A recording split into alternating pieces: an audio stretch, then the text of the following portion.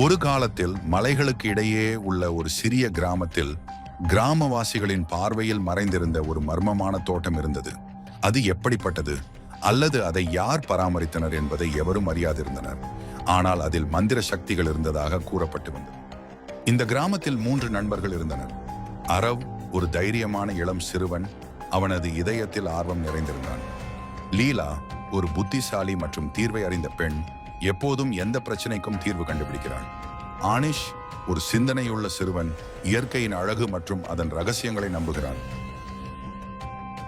நீங்கள் அந்த ஒளியை பார்த்தீர்களா? காடு நோக்கி ஒரு விசித்திரமான ஒளி வந்து கொண்டிருக்கின்றது. அது பழைய காட்டுப்பாதை அரவ். இப்போது யாரும் அங்கே போக மாட்டார்கள். அது ஆபத்தானது என்று கூறப்படுகிறது. அட, நாம் அதை சரி பார்ப்பதுதான் சரியானது. அது என்னதான் இருக்கக்கூடும்? நான் போகிறேன். அங்கே ஒரு முக்கியமான விஷயம் இருக்கும் என்றே நினைக்கிறேன். வாருங்கள், போகலாம். 3 நண்பர்களும் அந்த மர்மமான ஒளியின் மீது செல்லத் தொடங்கினார்கள். அவர்களது படிகள் விரைவாக எதிர்பார்ப்புடன் விரைந்தன. அவர்கள் காடு இழுபறியாக குழப்பம் உண்டாகும் போது காடுகள் மறைந்திருந்தன. மணமற்ற பூக்கள் மற்றும் ஈரமான மண்ணின் வாசனையுடன் காற்று தமக்கு. இது மேலும் குளிர்ச்சி அடித்து வருகிறது மற்றும் மரங்கள் மிக அடர்த்தியாக இருக்கின்றன. நீண்ட நேரமாக இதை செய்வது நிச்சயமாக இருக்கிறதா அரவ்? எனக்கு நம்பிக்கை இருக்கிறது லீலா. நாமே அருகில் உள்ளோம். எனக்கு அதிர்ச்சியாய் உணர்வு வருகிறது. எனக்கு சரியா தெரியல, ஆனால் யாரோ நம்மள கண்காணிக்கிறது போல தோணுது எனக்கு. ஆனால் ஆரவ் அவர்களை முன்னோக்கி அழைத்துச் சென்றார். அவருடைய ஆர்வம் வழிவகுத்தது. விரைவில் ஒளிரும் ஒளி பிரகாசமாக வளர்ந்தது. மேலும் அவர்கள் ஒரு சுத்தப்படுத்தும் இடத்திற்கு வந்தனர். வெட்டவெளியின் மையத்தில் மங்கலான வெளிச்சத்தில் மின்னும் வெள்ளி இலைகளுடன் கூடிய ஒரு அற்புதமான மரம் நின்றது. அதை சுற்றியுள்ள மலர்கள் இரவு வானத்தில் நட்சத்திரங்களைப் போல மென்மையாக மின்னியது. ஆஹா, இந்த இடம் எப்படி அழகாக இருக்கின்றது. இது அற்புதமாக உள்ளது.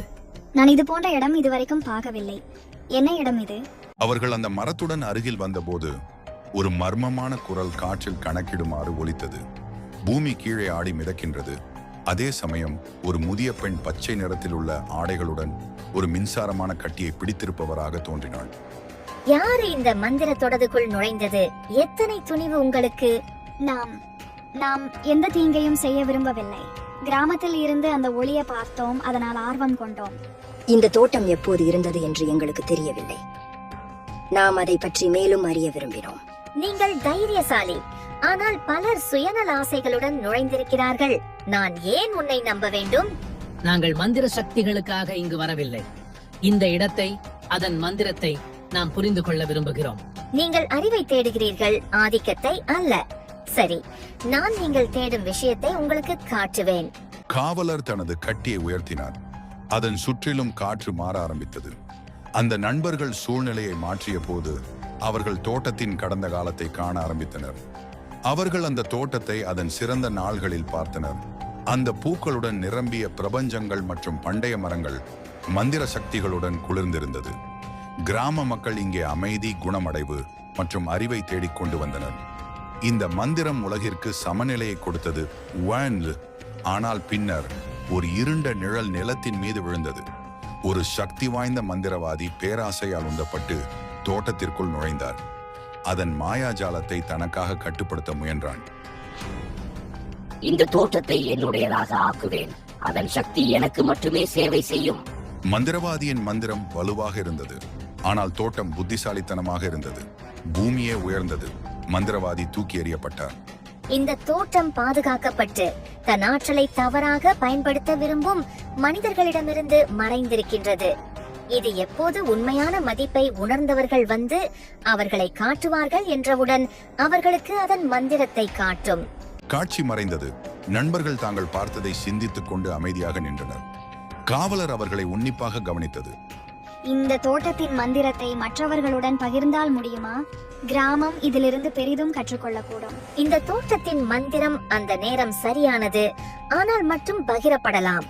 மனிதர்கள் பூமியை மதிக்கின்ற போது அவர்கள் இயற்கையின் சமநிலையை உணர்ந்தால் இந்த தோட்டம் அவர்களுக்கு அதன் பரிசுகளை காட்டும். நாம் அவர்களுக்கு உதவுவோம், அவர்கள் இதை புரிந்து கொள்வதற்கு. நாம் இந்த தோட்டத்தை பாதுகாப்போம், மற்றவர்களுக்கு இயற்கையின் மதிப்பை கற்பிக்கிறோம்.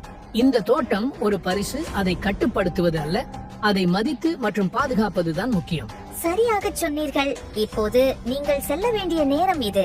ஆனால் நினைவில் கொள்ளுங்கள், தூய்மையான இதயத்துடன் அதை தேடுபவர்களுக்கு தோட்டம் எப்போதும் இங்கே இருக்கும். 3 நண்பர்களும் கிராமத்துக்கு திரும்பினர்.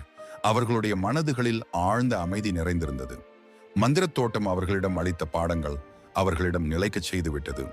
அவர்கள் திரும்பிய போது தோட்டம் பற்றிய தங்களுடைய கதையை கிராமவாசிகளுடன் பகிர்ந்து கொண்டனர். கிராமத்தினர் மந்திரமும் தோட்டத்தின் ஞானமும் நிறைந்த இந்த கதையில் மயங்கினர். நம் நிலத்தை பாதுகாக்க வேண்டும்.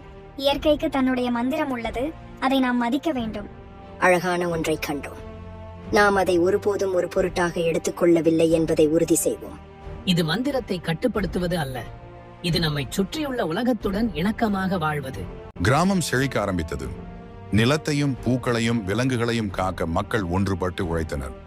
ஒருமுறை மறைந்திருந்த தோட்டம் மீண்டும் உயிர்ப்புடன் பூக்க ஆரம்பித்தது. தோட்டத்தின் மந்திரம் மந்திரங்களில் இல்லை, அதை நேசிப்பவர்களின் இதயங்களில் இருந்தது. இது சமநிலையின் சின்னமாக மாறியது.